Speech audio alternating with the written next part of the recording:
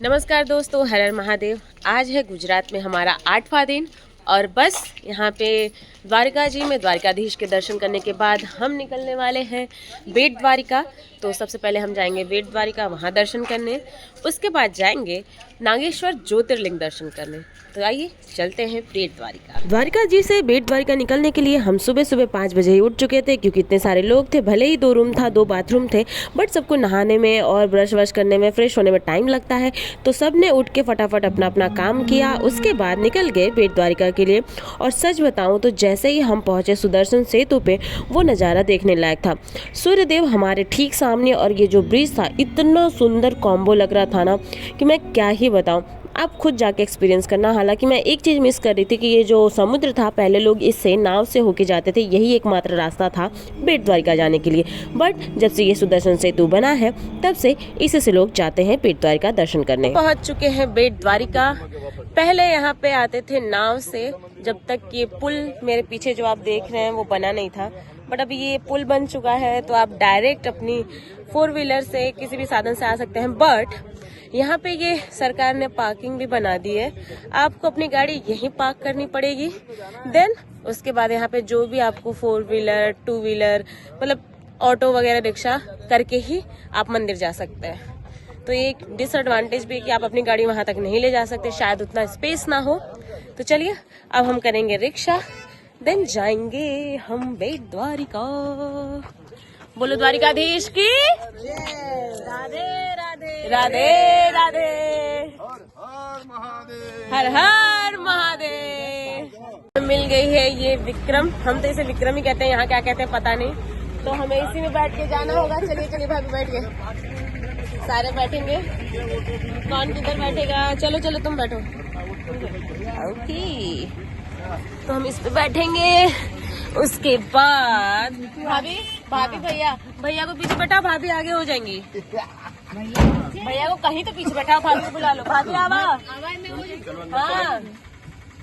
बीच में 4 आदमी आ जाएंगे। हाँ, बीच में 4 आ जाएंगे। बस भैया को पीछे करिए, आप आइए। चलिए अब मिलते हैं बेट द्वारिका। हम अभी जिस रोड पे चल रहे हैं, ये इस आइलैंड की एकमात्र सड़क है और यहाँ की ये सबसे लंबी सड़क है, जो कि सिर्फ 10 किलोमीटर है।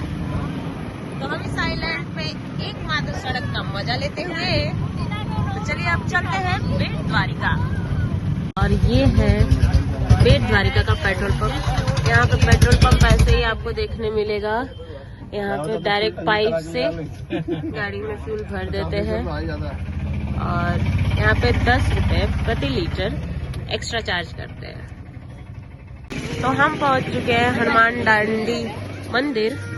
इस मंदिर का इतिहास ऐसा है कि यहाँ के बारे में कहा जाता है कि यहाँ पे हनुमान जी और उनके पुत्र मकरध्वज का मंदिर है।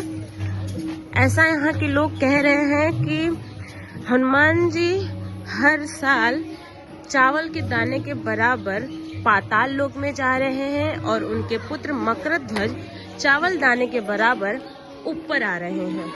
तो ये बहुत ही बेट द्वारका में फेमस मंदिर है हनुमान जी का। यहाँ पर लोगों की बहुत ही आस्था और मान्यता है। तो आइए दर्शन करते हैं हनुमान डांडी। हम जैसे ही हनुमान डांडी मंदिर में पहुंचे, हमें अलग ही एनर्जी फील हुई। सच में वो फीलिंग बहुत ही अलग थी। तो वहां पहुंचने पे हमने देखा कि वहां पे संकीर्तन का कार्यक्रम भी चल रहा था। वहां के जो लोकल लोग थे, उन्होंने सुंदरकांड का पाठ रखा था और ऐसा पता चला कि यहाँ पे ये आए दिन होता रहता है। और साथ ही साथ यहाँ पे प्रसाद भी बढ़ता है, साथ में चाय भी। भक्त जो भी आते हैं, वो जिनको जितनी भी पर्ची, जितने रुपए की कटानी है, अपने श्रद्धा भाव से कटा करके वहाँ पे अपने तरफ से दान पुण्य का काम भी करते हैं। और सच बताऊं, मंदिर इतना शांतिपूर्ण, इतना अच्छा वातावरण था कि मन हो रहा था बैठ के वहीं पे राम नाम सुनते रहो। तो सबसे पहले हम पहुंच गए दर्शन करने के लिए। और मैंने अपनी लाइफ में मकरध्वज का मंदिर पहली बार सुना था, पहली बार देखा था। ये बहुत ही एक्साइटमेंट वाला था कि हमें मकरध्वज हनुमान जी के साथ विराजमान दिखने वाले थे। इसलिए मैं बहुत ज़्यादा एक्साइटेड थी देखने के लिए कि कैसे उनकी मूर्ति। और जब मैंने देखी ना प्रतिमा, तो सच बताऊं बहुत ही अलौकिक वो मतलब प्रतीत हो रहा था कि ऐसा भी कुछ हो सकता है। तो हमने बहुत ही अच्छे से दर्शन किया। आपको यहाँ पर 2 मूर्तियाँ दिखाई दे रही होंगी, जिसमें जो बड़ी मूर्ति आपको दिखाई दे रही है वो है हनुमान जी के पुत्र मकरध्वज और जो छोटी मूर्ति है वो है हनुमान जी। जैसा कि मैंने बताया कि वो चावल के दाने के बराबर पाताल लोक में नीचे जा रहे हैं और मकर ध्वज ऊपर आ रहे हैं।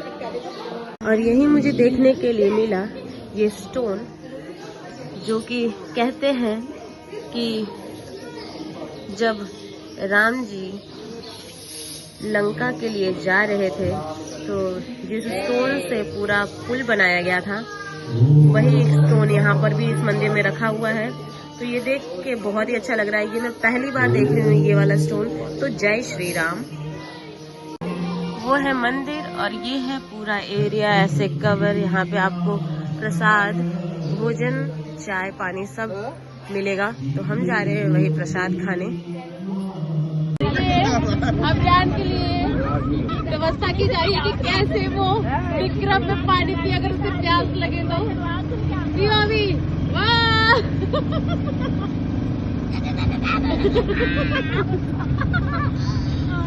मजा आई, मजा आया, मजा आया। और अभी हम पहुंच गए हैं दुर्वासा ऋषि के मंदिर में, जिसके बारे में कहा जाता है कि दुर्वासा ऋषि ने यहीं पर यज्ञ किया था सबसे पहले। द्वारिका नगरी जो सोने की थी, जो फिलहाल अब कहते हैं कि समुद्र में डूब चुकी है, उसकी स्थापना करने से पहले। तो आइए कराते हैं दर्शन आपको दुर्वासा ऋषि मंदिर के।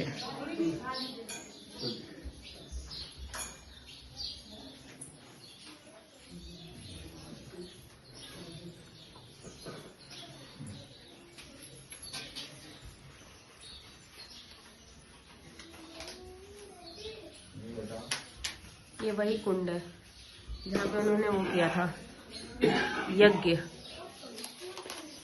और इसी प्रांगण में और भी अन्य मंदिर हैं। ये पूरी ऐसे यज्ञ की वेदी बनी हुई है। ये पूरा प्रांगण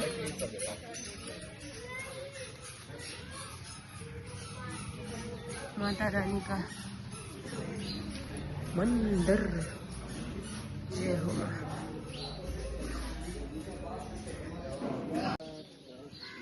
ये जो पूरे यज्ञ वेदी है 84 शायद, ये साल में एक बार एक साथ जलाए जाते हैं। अद्भुत। जो हमारे विक्रम वाले भैया थे उन्होंने हमें पहले ही बताया था कि इस बेट द्वारिका में 2-3 मंदिर ऐसे हैं जो बहुत ही प्रमुख और खास हैं। तो उन्होंने हमें उन सब के दर्शन कराते हुए, जैसे कि हनुमान डांडी मंदिर और दुर्वासा ऋषि आश्रम का दर्शन कराते हुए लेके पहुंच गए बेट द्वारिका। और बेट द्वारिका की गलियों में सिर्फ गाय ही गाय दिख रही थी, जिससे पहले ही पता चल रहा था कि हम बेट द्वारिका मंदिर में पहुँच चुके हैं। और मैं सच बताऊँ तो मुझे बिल्कुल भी आइडिया नहीं था कि जब मैं दर्शन करने जाऊँगी तो शायद मैं बहुत ही अभिभूत हो जाऊँगी इस बात से कि मुझे द्वारिकाधीश से भी ज़्यादा यहाँ की जो प्रतिमा है भगवान श्री कृष्ण की इतनी सुंदर लगी। और साथ में यहाँ पे छोटी छोटी गाय इतनी प्यारी प्यारी सी कि मन मोह ले रही थी। और लाइन बहुत लंबी थी, बट हमें बहुत अच्छे से दर्शन मिल गया। अब द्वारिकाधीश की नगरी है तो यहाँ गायों और नंदी का दिखना स्वाभाविक है। यहाँ पर ऐसे है, ये प्रेम की भूखी हैं। और कुछ छोटी छोटी गैया माता लोग तो हमारे पास इस आस से आ रही थी कि हम उन्हें कुछ खाने के लिए दे दें। तो हमने मंदिर में दर्शन करने से पहले गैया माता लोग को ही खिला दिया, क्योंकि कहा जाता है हमारे सनातन धर्म में कि हमारे गौ माता में ही 33 कोटि देवी देवता निवास करते हैं। तो उनकी रक्षा करना, सेवा करना हमारा धर्म है। तो हमने वही किया। उसके बाद बेट द्वारिका के दर्शन किए एंड इसके बाद फाइनली हम वहाँ से निकल गए नागेश्वर ज्योतिर्लिंग के लिए। और जब हम नागेश्वर ज्योतिर्लिंग पहुँचे तो सबसे पहले हमें दिखाई ये विशाल प्रतिमा भगवान भोलेनाथ की। तो हमने सबसे पहले इनके दर्शन किए। और मैं सच बताऊं तो मुझे भरोसा बिल्कुल भी नहीं हो रहा था कि एक साथ मेरे 2-2 ज्योतिर्लिंग यहाँ पे कंप्लीट होने वाले थे, भगवान भोलेनाथ के दर्शन होने वाले थे। क्योंकि सोमनाथ साल का पहला मेरा दर्शन था, उसके बाद नागेश्वर ज्योतिर्लिंग, द्वारिकाधीश, बेट द्वारिका। मैं इतनी लकी अपने आप को फील कर रही थी इस टाइम पे कि मैं उसे शब्दों में बयां ही नहीं कर सकती। तो फटाफट हमने अपनी गाड़ी खड़ी करी एंड वहाँ पे एक लोग ने बोला कि कैमरा अलाउड नहीं है। तो पहले हमने बाहर से ही बनाया, बट फिर भी एक मोबाइल हम अंदर लेके गए थे। पर मैं आपको बता दूं कि वहाँ पे ऐसा कुछ भी नहीं है। आप ज्योतिर्लिंग के अंदर वहाँ गर्भगृह में बाहर मोबाइल लेकर जा सकते हैं, बट हाँ, आप गर्भगृह के पास खड़े होकर कैप्चर नहीं कर सकते। और बाकी प्रांगण में आप कहीं भी फ़ोन यूज़ कर सकते हैं। पर आपके अंदर ये होना चाहिए कि आप वहाँ के जो भी रूल नियम हैं उसे बनाए रखें, उसकी गरिमा बनाए रखें। तो हमने भी वही किया। हमने सामने दर्शन करने के टाइम पे फ़ोन यूज़ नहीं करा।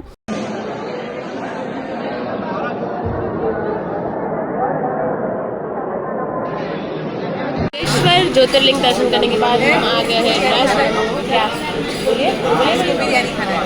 हाँ खा लेंगे क्या बिरयानी। हाँ बिरयानी खाना तो हम आ गए हैं खाना खाने के लिए रेस्टोरेंट। तो अभी सब डिस्कस कर रहे हैं कि क्या खाना है। तो अभी एक चीज़ तो डिसाइड हो गई है, बिरयानी और बेबी कॉर्न भी।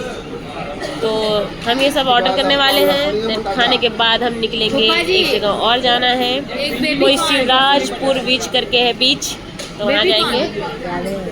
उसके बाद हमें निकलना है घर के लिए। क्रिस्पी वाला हमने मंगाया है छाछ, क्योंकि गुजरात में द्वारकाधीश की नगरी में है, तो छाछ तो भाई बनता है। और अभी हमने मंगा लिया मनचाओ सूप, तो हमारा मनचाओ सूप आ गया है। हम पहले पियेंगे मनचाओ सूप।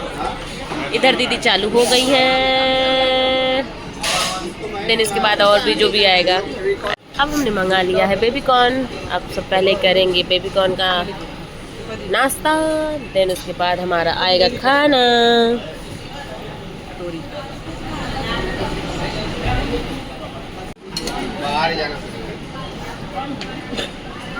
तो अच्छा नहीं लगा मत देना, धनिया पटाखा लहसुन का है। थोड़ा टेस्ट करे। तो हम आ चुके हैं शिवराजपुर बीच, जो कि द्वारिका में ही है। सारी जगह दर्शन करने के बाद अभी का मन था कि उसे बीच पे जाना है, वो बीच पर्सन है, तो उसके लिए हम आ चुके हैं बीच पे। तो अभी ये है टिकट काउंटर, यहाँ से लेंगे टिकट, देन उसके बाद हम जाएंगे। अभी do you like beach? Do you like the beach? इधर देख के तो बोलो। You like? Yes. Are you excited? तो ये है हमारी एंट्री। ऐसे हम यहाँ से एंटर करेंगे। बहुत सुंदर, बहुत ही ग्रीन, ऐसा लग रहा है जैसे हम किसी गोवा के बीच पे आ गए हैं। बहुत ही सुंदर लग रहा है। कैसा लग रहा है? मुझे उस बीच से ज्यादा, माधवपुर बीच से ज्यादा मजा आया इधर। बहुत ही सुंदर है। एंट्री कर चुके हैं बीच पॉइंट पे, तो बस धीरे धीरे हम जा रहे हैं। धूप तो है हालांकि, बट ठंडा ठंडा मौसम भी है, साथ में हवा भी अच्छी खासी चल रही है, ठंडी ठंडी। तो बस हम बीच की तरफ आगे बढ़ रहे हैं। बहुत ही सुंदर है और बहुत ही, सच बताओ तो बहुत साफ भी दिख रहा है। इतनी पब्लिक है बट बीच आप देख सकते हैं कि कितना साफ है। तो बस ऐसे ही आइए, आनंद लीजिए और हमारे वातावरण को स्वच्छ रखिए। हर हर महादेव। टाइम हो रहा है 4 के आसपास। हमें लगा था बहुत भीड़ नहीं मिलेगी हमें, बट यहाँ आने पे देखने पे पता चल रहा है कि भाई बहुत बहुत भीड़ है। मतलब इतनी धूप में इतनी है पब्लिक, तो आप समझ सकते हैं कि लोग इस बीच पे कितना आते होंगे, कितना लाइक करते होंगे। कुछ लोग उधर भी नजर आ रहे हैं, मैं दिखा देती हूँ।